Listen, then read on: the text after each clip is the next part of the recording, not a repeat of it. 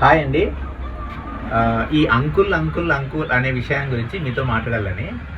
ఈ మధ్యకాలంలో 9th 10th చదివిన వాళ్ళు కూడా చాలా లావుగా ఉంటారు. వాళ్ళే అంకుల్స్ లాగా ఉంటారు. అంటే వాళ్ళు నేను తప్పు పట్టేది కాదు, వాళ్ళు తినే ఆహారం అట్లా ఉంటుంది, తల్లిదండ్రుల ప్రేమ అట్లా ఉండొచ్చు. కానీ ఈ తల్లిదండ్రులు గుర్తుపెట్టుకోవాల్సిన అంశం ఏంటంటే, ఈ అంకుల్ అంకుల్ అని కాకుండా ఎవరన్నా పిలిచేటప్పుడు సార్ అని రెస్పెక్ట్గా పిలిస్తే బాగుంటుంది.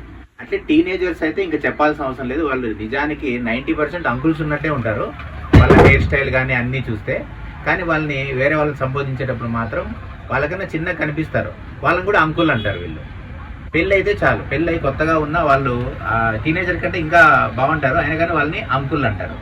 సో ఇది పక్కన పెట్టి చదువుకున్న మూర్ఖులందరికీ నేను చెప్పేది ఏంటంటే, ఎవరైనా కానీ సంబోధించేటప్పుడు సార్ అంటే చాలా బాగుంటుంది. ఇది దృష్టిలో పెట్టుకొని పేరెంట్ కూడా పిల్లవాళ్ళకి నేర్పించండి, లేకపోతే మూర్ఖుల్లాగా పేరెంట్స్ కూడా మిగిలిపోతారు. Thank you.